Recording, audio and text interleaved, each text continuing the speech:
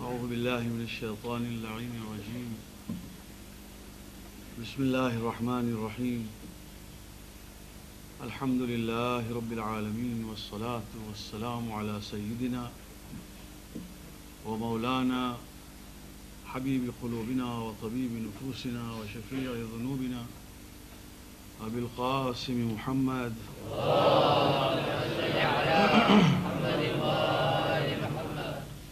وعلى أهل بيته الطيبين الطاهرين المعصومين.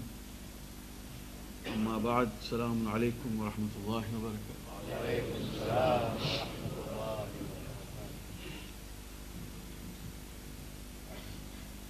The masail that I thought were important about fasting have now been completed.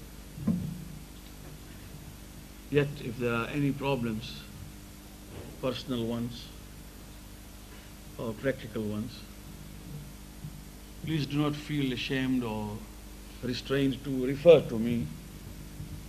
Inshallah ta'ala, we'll be able to solve them. There can be so many questions about traveling and also some other personal questions related to fasting which people feel constrained to ask, but it is said, La haya'a fid deen. As far as your religion is concerned, your faith is concerned, there should be no shame about asking. You can ask, and inshallah ta'ala, we will answer. Tonight I thought it is very important again to repeat certain masail, and those are first and foremost connected with Salatul Jama'ah, because in these nights, mashallah ta'ala, we get a good turnout of people who join Salatul Jama'ah. Whether it is prayed on time as it was tonight or yesterday, or whether it is prayed later. According to the fatwa of Ayatullah Al-Udama Sayyid Sistani, it is mustahab to wait for namaz-e-jama'at, and if one has to delay his prayers for the sake of joining Salatul Jama'ah, he is allowed. So those of us who think that we want to pray on time but alone, they can wait if they would like to join namaz-e-jama'at, which will be prayed, say, at about 7:30 or whatever is the time. But in Salatul Jama'ah, which is called the congregational prayer, where we pray together, there is one who leads the prayers, and he is called Imam. Of course, remember that in our terminology, Imam has got various meanings. He is the Imam for the prayers, Imamul Jama'ah, that means Imam for namaz-e-jama'ah, whoever leads us in namaz. He is not Imam Masoom. As far as Masoom Imam are concerned, we only have 12. We don't have 13th. So that Imam and this Imam is different. Imam Masoom are only 12 Imam, starting from Imam Ali alayhi salam up to Imam al-Zaman salawatullah. Here, of course, Imam is one who is leading. And of course, we have this sort of terminology in Islamic sciences. Those who know will remember that if there is any alim who is very, very proficient, very clever, and expert in particular science of Islam, he is called Imam of that science. For example, if he is very good in tafsir, he is called Imamul Mufassirin. If he is very good in usul al-fiqh, then he is called Imamul Usul, and so on. Imam meaning expert at that moment, someone who is leading in that profession or in that science. There must be an Imam who will lead. As far as the Ma'mumeen are concerned, that means those who join namaz-e-jama'at, there is no condition for the number of people to join. If there is one who is leading and one who is being led, Jama'at is formed. That means two people, Jama'at can also be formed. In namaz-e-jum'ah, of course, there must be 5 minimum, including the Imam. In namaz-e-jum'ah, if there are less than 5, there can be no namaz-e-jum'ah. But namaz-e-jama'at of Dhuhr, Asr, Maghrib, Isha and Subh, What is required is one leads, another follows. However, if there is only one who is following, then for him it is to stand to the right of Imam. Just behind, but to the right. But if there are many who are following, then of course they must stand behind the Imam and the Imam will lead. The distance between Imam and those who lead, those who are led, should not be more than 3 or 4 feet. In Namaz Jamaat, the Imam has got certain conditions. He must be baligh, that means he must have attained the age of puberty. Baligh. He must be sane, that means you can't have an Imam who is half mad, crack or whatever. And he must be Shia Ithna Ashari, that means there can be no Namaz Jamaat behind an Imam who is not Shia Ithna Ashari. Not Namaz Jamaat in the sense of fiqh Imam Jaffer Sadiq salawatullah.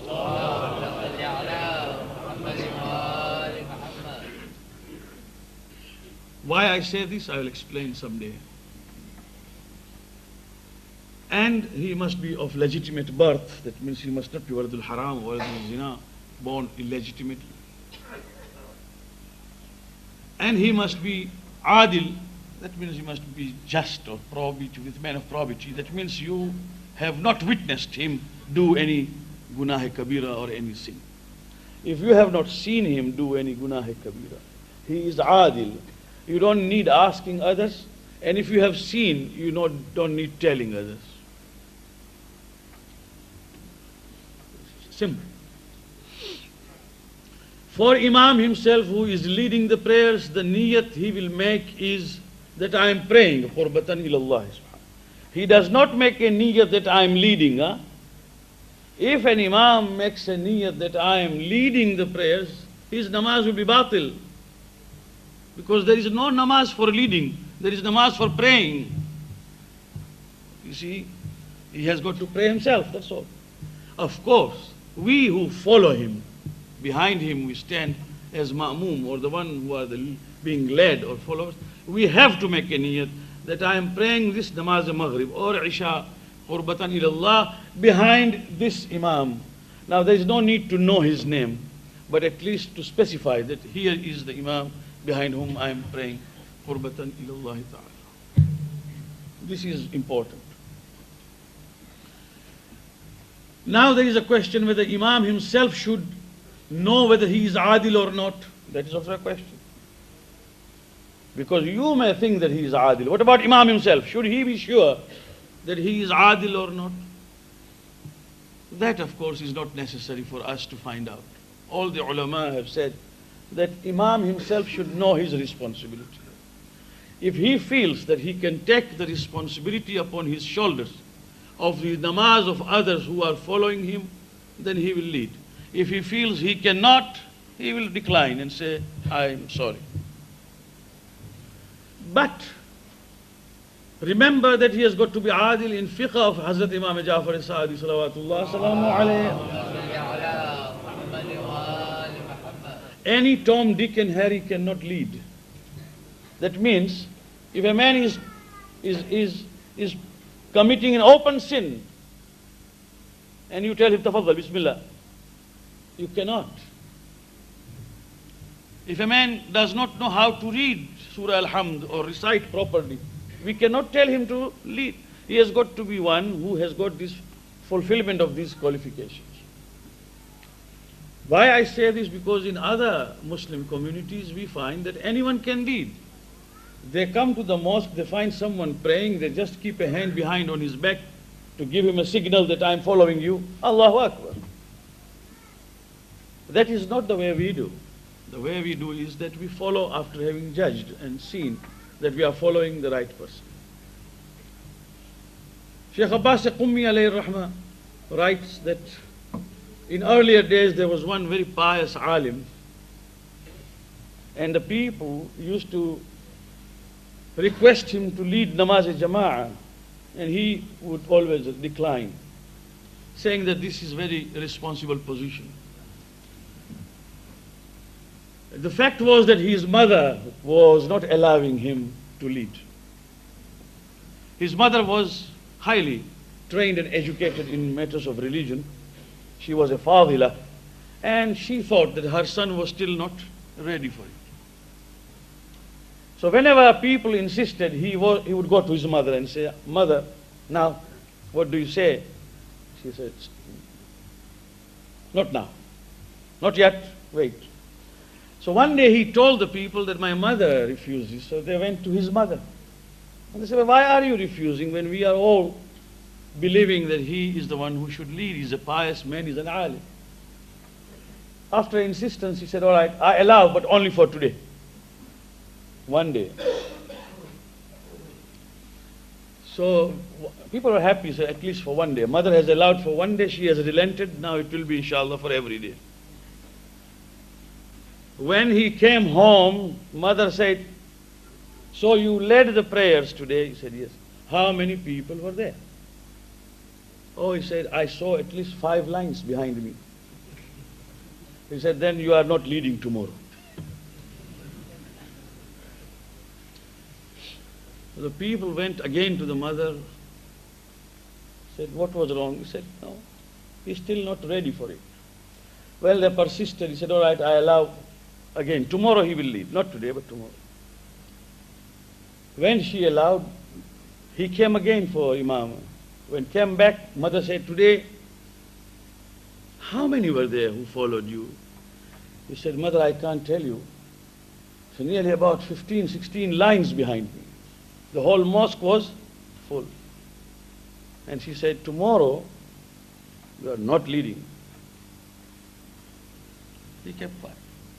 When the people came to the mother and said, "Do you know that the lines are increasing behind him from 4 to 16 and 17 and people are really waiting for this jama'ah? Why do you say no?" She said, "All right, he will lead, inshallah, on this Thursday night, Maghrib." Okay. When he came back after having led the prayers, mother asked, "How many were there today?" He said, "Mother, I don't know. I was so engrossed in my ibadah. I don't know who followed me, who did not follow." She said, "From now onwards, you will lead." If you are worried about who follows and how many follow, then of course there is no imamah. Then you are just worried about your popularity. You must go there to lead with the responsibility on your shoulders of the people who pray behind you. Forget about who follows, who does not follow.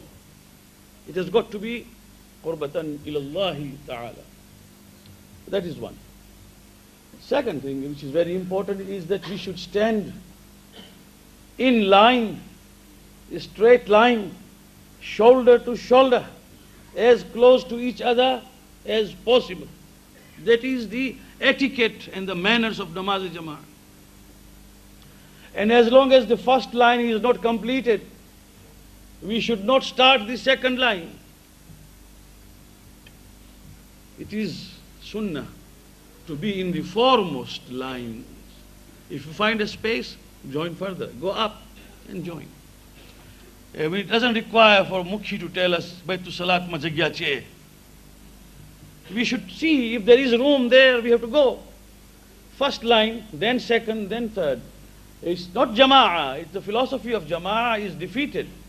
If somebody starts namaz-e-jama'ah there, at the end, while here the lines are still not full. The jama'ah means we stand shoulder to shoulder to each other, and the richest man stands next to the poorest. The Seth stands next to a laborer, a mazdoor, and smells that sweat which comes from his clothes. That is the meaning of jama'ah. Not that we stand where we like, and then when we see, look at the jama'ah, we find there is a gap here and a gap there and a gap there. It's not jama'ah. Jama'at has got to be, inshallah, more we will do and deal with it tomorrow. Tonight is the wafat of Hazrat Khadija, the mother of Fatima Zahra salamullah alayha.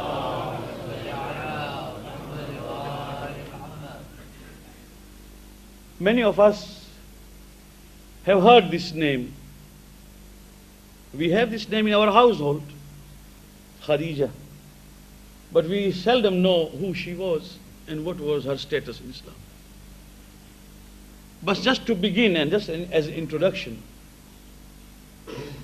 when we read Ziyarat-e-Warith, this Ziyarat-e-Warith which is read on Thursday nights is among the 4 ziyarats which have been directly reported from Aimma alayhimus salam.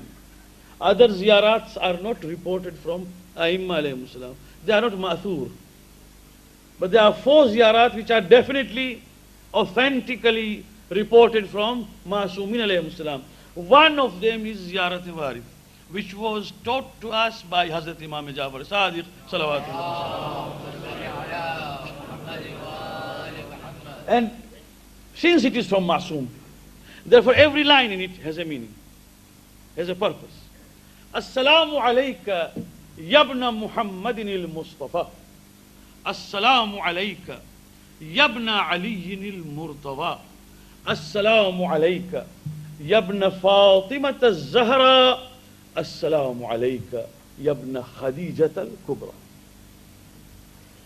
This is what Imam alayhi salam is addressing Imam Hussein. Salam upon you, O son of Muhammad Mustafa. That is understood. Salam upon you, O son of Ali al-Murtawa. True. Salam upon you, O son of Fatima Zahra, mother. Their thing could have stopped because all have been mentioned. To include one more and say, Assalamu alayka yabna Khadijat al-Kubra. Salam upon you, O son of Khadija the Great, al-Kubra, the Great. It is the feminine of Kabir, Kubra. That gives us a hint that to mention among Ma'sumin the name of Khadija with the title Al-Kubra means that there is a status of Janab Khadija in Islam. That Ma'sum Imam is addressed and his lineage is attributed to Janab Khadija.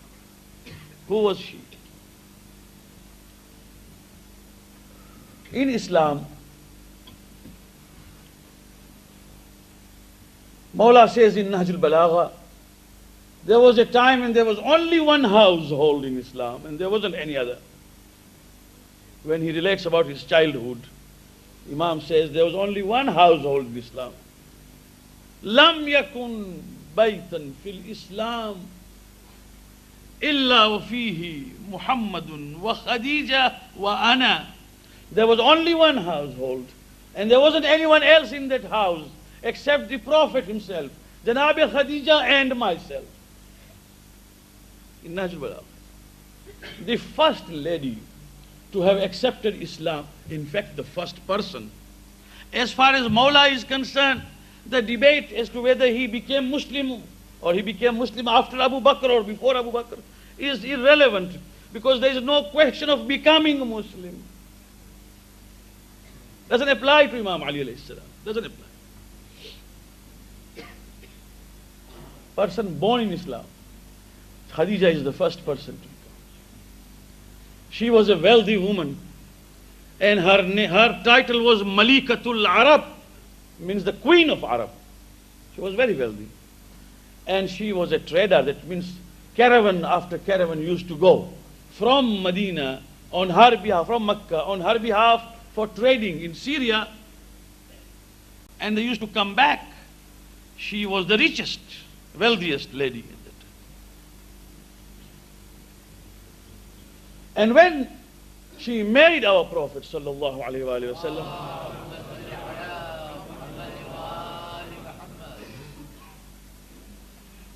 whether at the age of 40 or 25 is immaterial, because there are so many historical reports.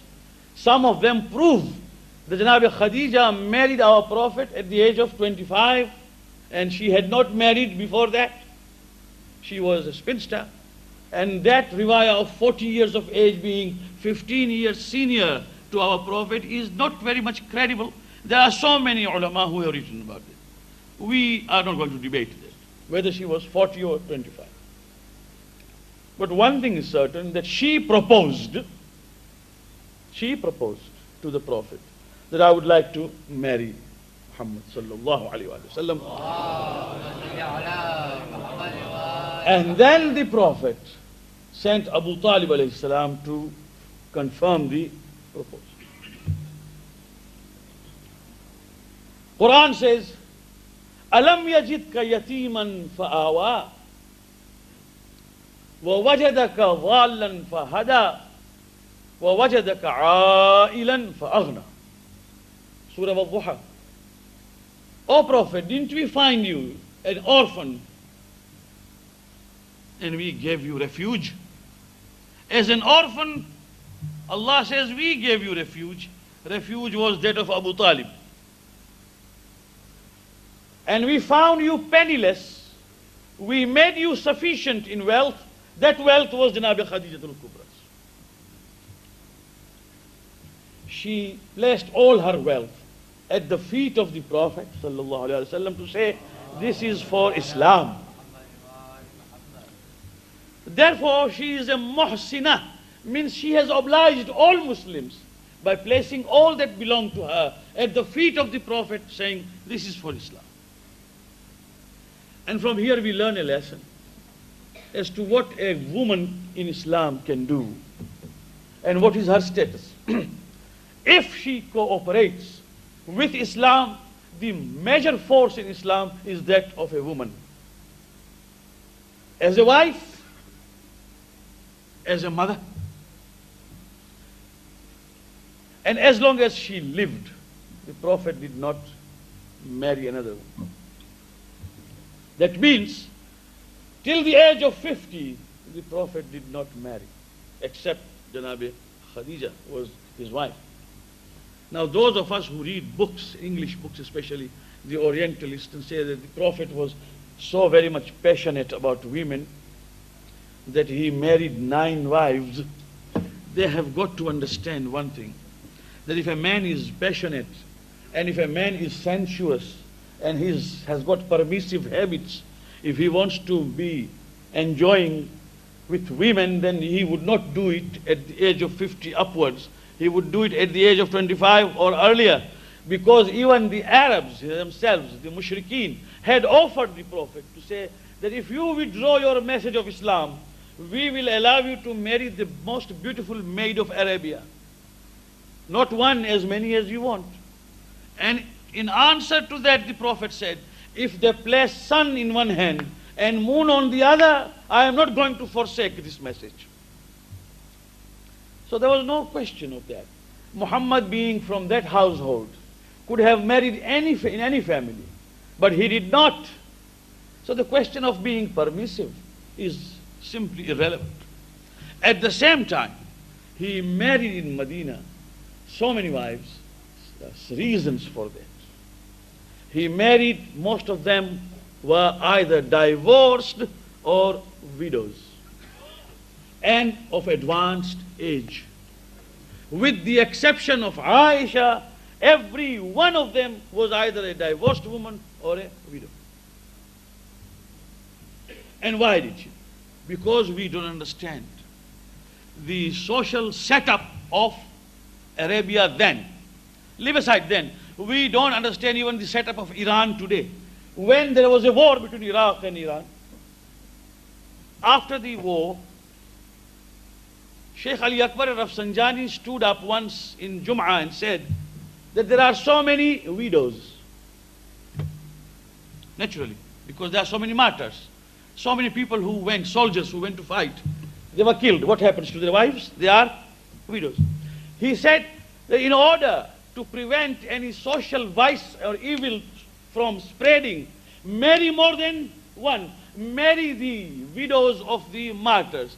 And the Western press immediately said, now Iran is on again the same spree, marrying women. They could not understand that you and I living here in this country, at this moment in life, we don't have that problem. God forbid. If there is a problem in a community where there are many widows, then it is incumbent upon people to marry those widows. Otherwise, vices will spread. But we don't have the problem, alhamdulillah. Therefore, we don't realize. But where there is war, where the Prophet had to face jihad after jihad, And so many Muslims were martyred. Their widows were left alone, desolate. There was no one to look after. If you refer to the books of history, you will find that sometimes, while the Prophet was sitting with the companions around him, a woman in her parda would come, say, Salamun alayka ya Rasulullah. I am a widow of so-and-so who was martyred with you in Badr or in Uhud or in Khaybar. And I have 3 children by him. And I have got no one to support me. Is anyone of these companions here prepared to marry me?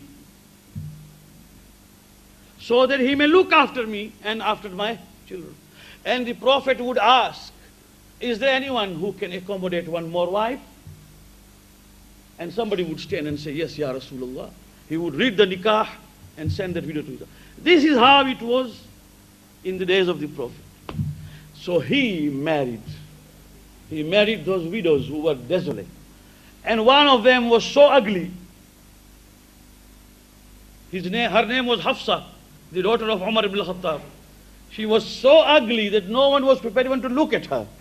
And the Prophet married that ugly woman just because of certain maslaha and reason.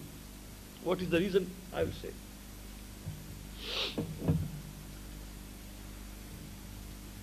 By having these ladies at home, wives, the Prophet created one more venue of riwayat, which people don't understand. So many riwayat, so many traditions of the Prophet related to the household habits of the Prophet have come from the wives. Who will tell you as to how the husband acted at home? The wife. So you find riwayat of Salama, you find riwayat of Aisha, you find riwayah from Hafsa, you find riwayah from Maria Qibtiyya, and all these, they say, we saw the Prophet on the 15th night of Shaban in Sajda, from Maghrib up to midnight. Where was he? At home. The Prophet dealt with us this way. The Prophet, sometimes the women quarreled. He would actually sit with them and reconcile them. And how did he reconcile? We have this on history recorded. Ahlul Bayt. The fadilah and excellence and virtues of Ahlul Bayt have mainly come from the wives of the Prophet because they are the one who related. Like Hadith al-Qisa, while we say an Jabir ibn Abdullah, we say an Fatima al-Zahra, but in the books of Ahadith, the reporter of Hadith al-Qisa is Salama. She says that this happened in my house. This happened in my house, in my room. And so many ahadith which the people of Medina and Mecca started disputing, the wives would stand up and say, don't say that. We are the witness because it happened at home. Yesterday, a friend of mine was asking me about people who weep over the dead.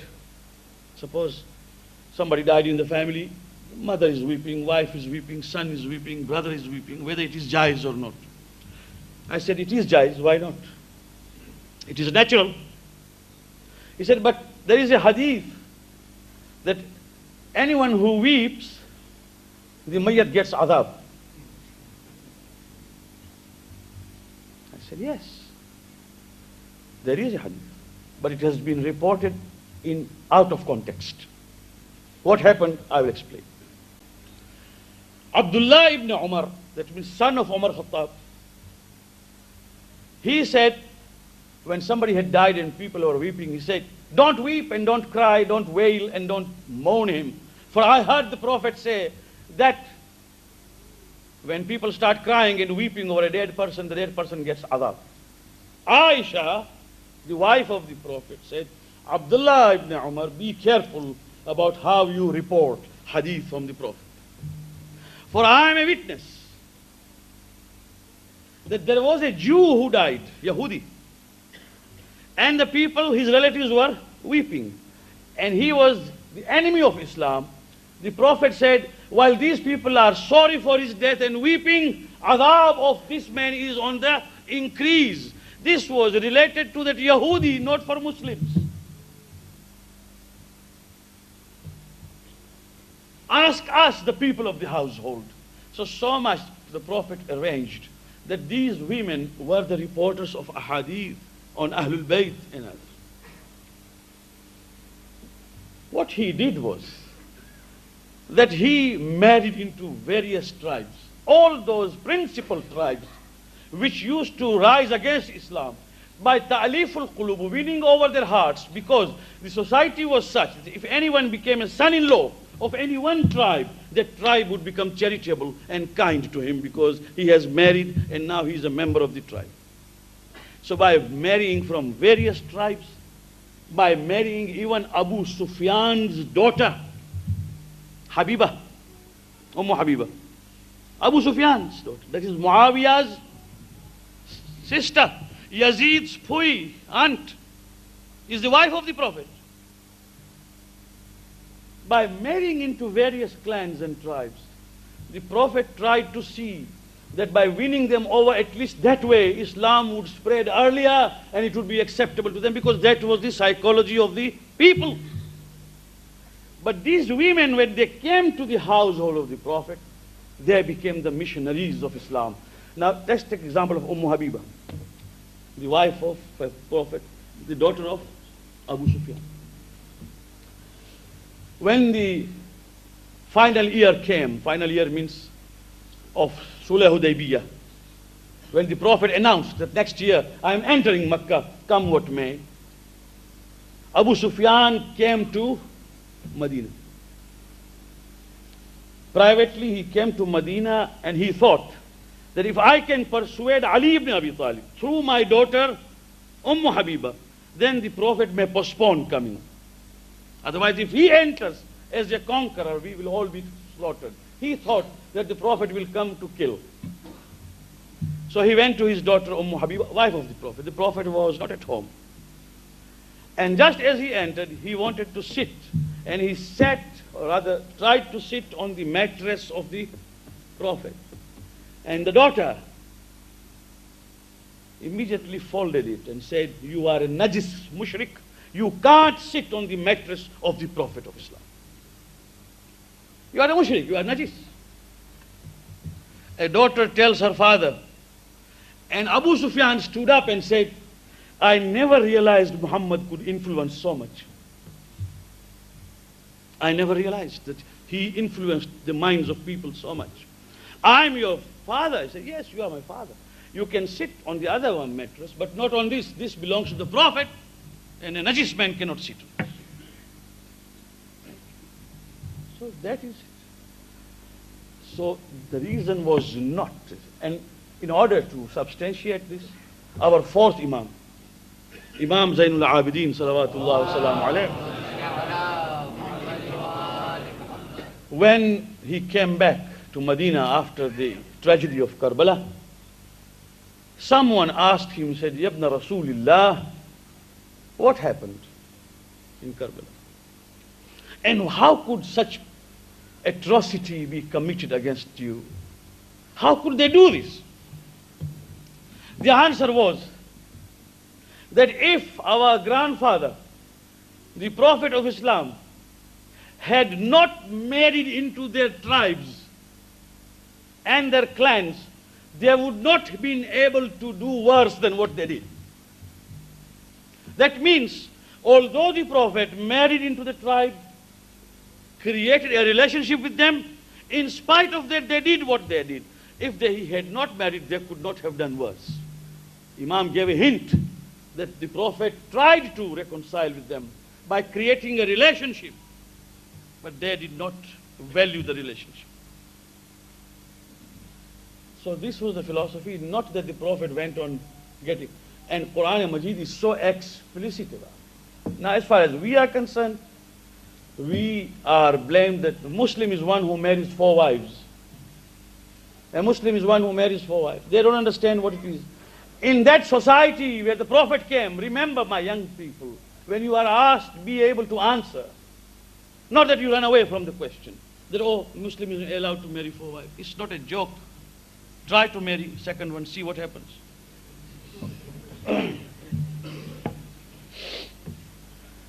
Those who have tried, they know better. You see. But न इधर के रहे, न उधर के रहे, न अली के रहे, न उमर के रहे. Because he has married two wives. न इधर के रहे, न उधर के रहे, न इस घर के रहे, न उस घर के रहे, न अली के रहे, न उमर के रहे. हाल हवाल. There was one Irani who used to brush his teeth early in the morning and say, Chigam daram dozan daram. I have got no grief, I have got two wives. Another man who was a very naive person, he said, this man seems to be so happy. He says, Chigam daram dozan daram. So he went and married also, again, second. Al-musibatu fawq al-musibah. This is a musibah on musibah, because he had a two-storied house. One was down, one was up. If he climbed up, the one in the bottom would pull him down. If he came down, the one at the up would pull him up. And he said, Ya Allah. He went to that Iranian and said, Baba, you misled me. You said, Chigam daram dozan. I said, yes, but you didn't hear the complete verse. I said, Chigam daram dozan daram, yak dar Karbala, yak dar Isfahan. One in Karbala and one is Isfahan. You have kept both of them in one house. See? You have to understand this. So try and get. What Islam did was, when Islam said 4 wives, what was the actual meaning of it? When Islam said 4 wives, the prevailing social practice at the time of our Prophet and just before it was that people married numberless wives. Numberless. There was no limit. Marrying and then sometimes divorcing, sometimes forsaking, neglecting, and what not. Problems. Now the children, sometimes, it happened in that society, the children would come to the father and say, Assalamu alaikum, father, I want some money for maintenance. And that man would scratch his head and say, to which mother you belong? He doesn't know. This was it. So, the injunction, or rather the command or the order or the statute of 4 wives is not to increase from 1 to 4. It is from reducing from too many to 4. It is a diminutive order and not an order it increases. Try to understand. Suppose there is a wife who is sick, ill. She cannot give the services of a wife. Shariat will tell you, you will marry another one. You have no issue by the first wife. You want children, you marry another one. Of course, sensibly, not by creating problems. And this is how it happened up to 4. Not more than 4, because you can't have numberless. This was a sort of reductive or bringing to a limit, setting a limit. And not that everyone was encouraged that because you are a Muslim, you must marry 4 wives. That is not the idea. Now I am asking the Western people who are trying to always point a finger at us. How many wives do you have? Huh? How many? Be candid and be very frank.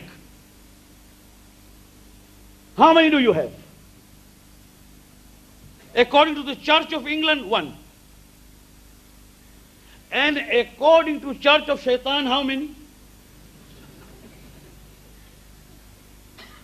Take any paper and open and read what is happening. All that which runs under the name of mistresses and illicit relationship is personal life. Huh? Even those who are our representatives in the parliament sometimes are shown and exposed that here is their conduct.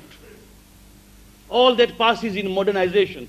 Islam gives you a legal relationship where you are bound. If you have second wife, third wife, you are equally responsible for her maintenance and for her upkeep. So much so that if you have 4 wives, if you are so lucky, then you have to share the night, 4 nights. Each wife having a night.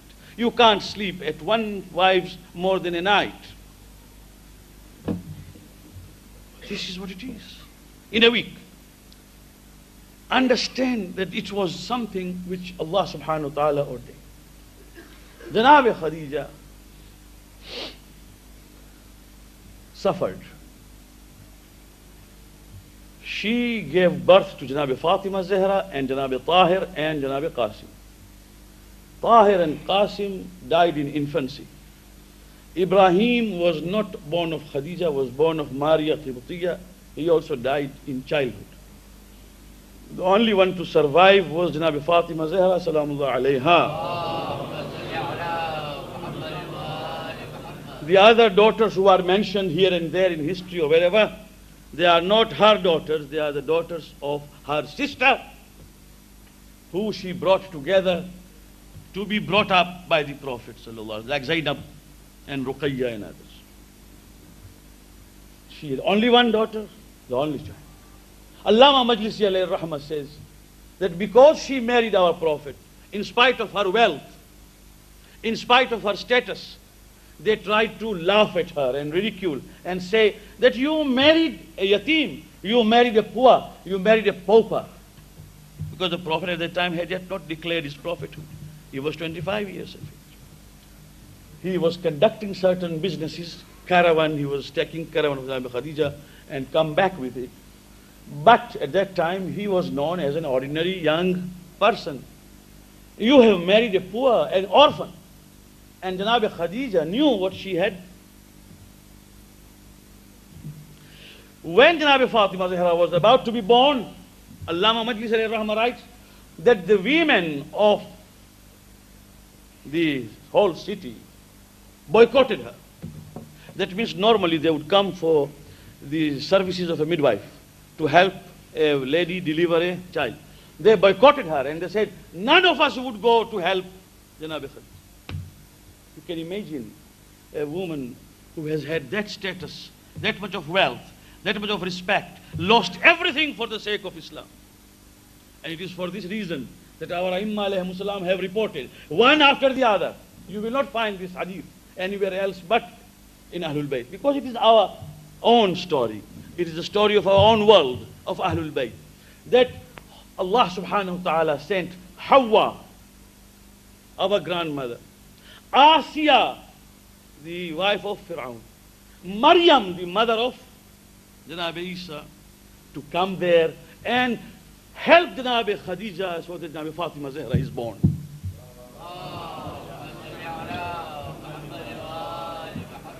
This is Janab Khadija.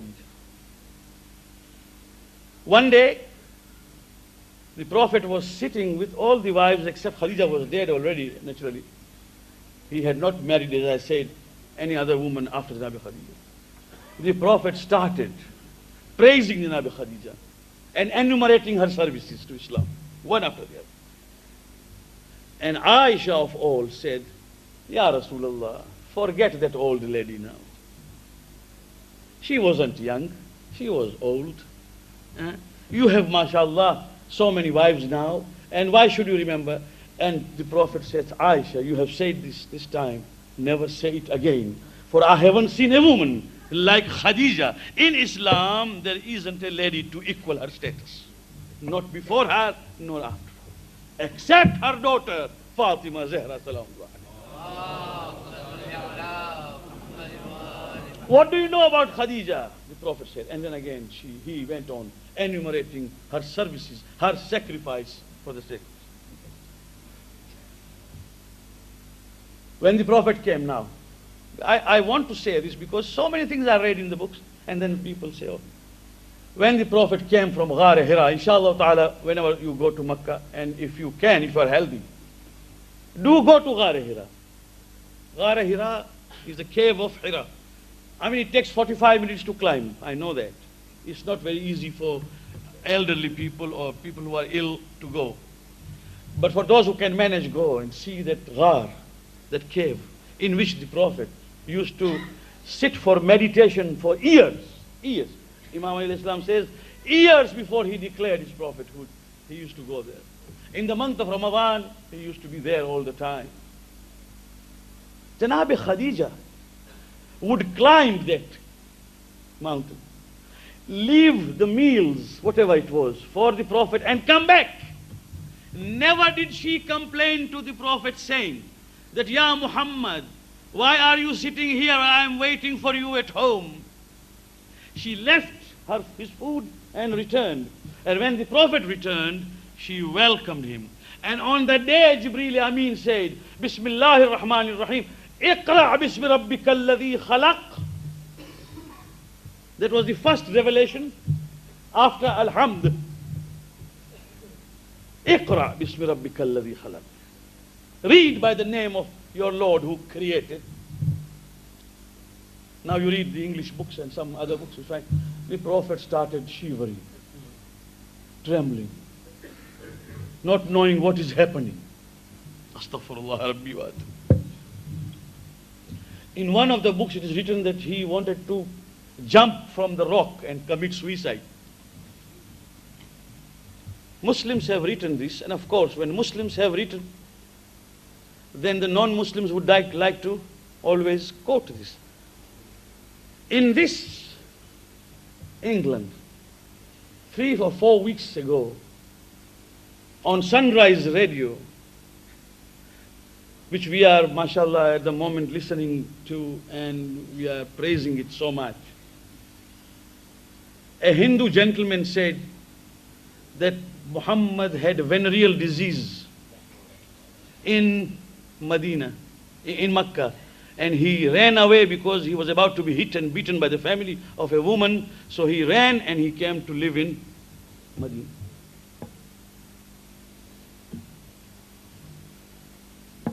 Here in it was reported in Jang paper. Many Muslims have now written letters of protest. It's happening even today. Salman Rushdie is not yet dead. Many like him are still there to offend the Muslim and injure their feelings.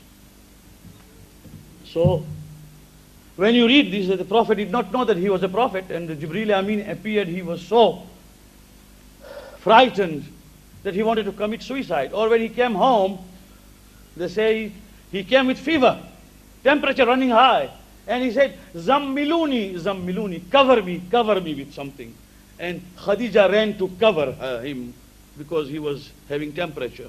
And then she said, Muhammad, what has happened to you? And Muhammad said, I saw someone. I saw Jibreel, and he told me, Muhammad, you are a prophet. I heard voices from everywhere. This is just like hallucination. We are trying to see that the revelation to the Prophet was nothing but a hallucination. Something he saw and imagined. Na'uzu billah. And this is what our boys will read, our girls will read, and perhaps believe in it. And then what happened? Khadija took him to her uncle, Waraqa ibn Nawfal. Waraqa was a Christian saint, was a monk. And when he looked at the Prophet, he said, oh, the features of Muhammad tell me that he is the Prophet.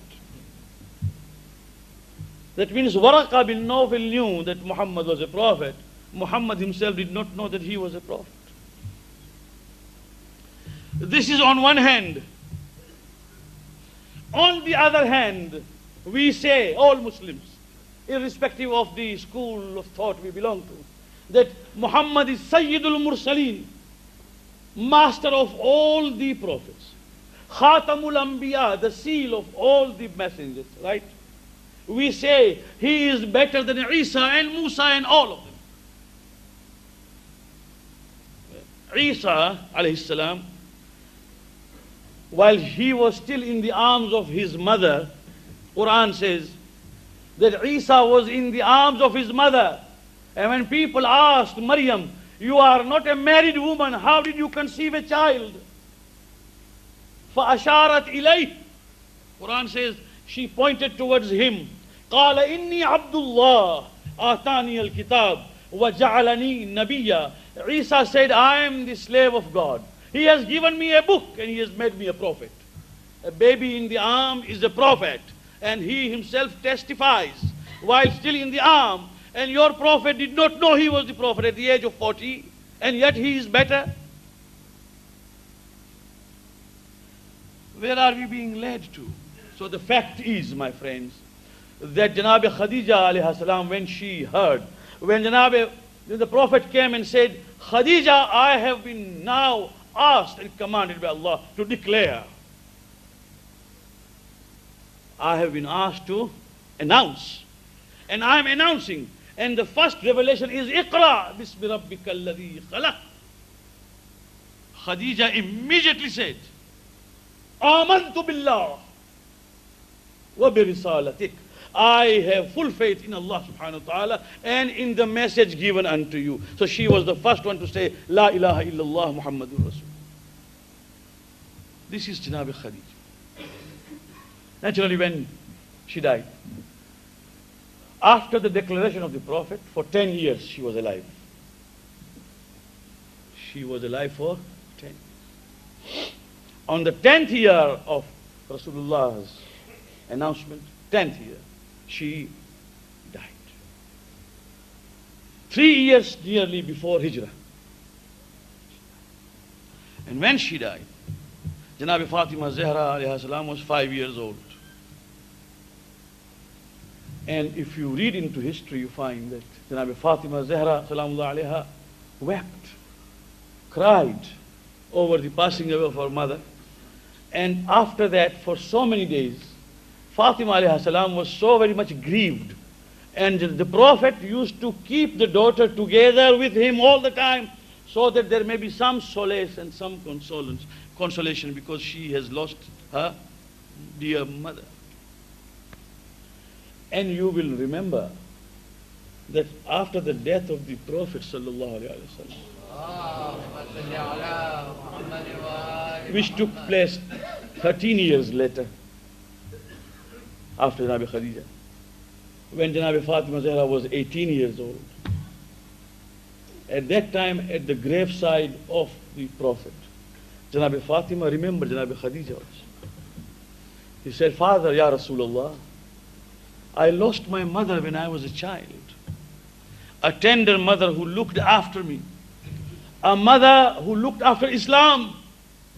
A mother who looked after you. And today I have lost you. صبت علي مصائب لو أنها صبت على الأيام سرنا لياليها. So much of atrocities, so much of adversities have rained upon me, that if it rained upon the dark night, day, it would go into dark night. This is what the Fatima Zahra said. It is a lesson for us.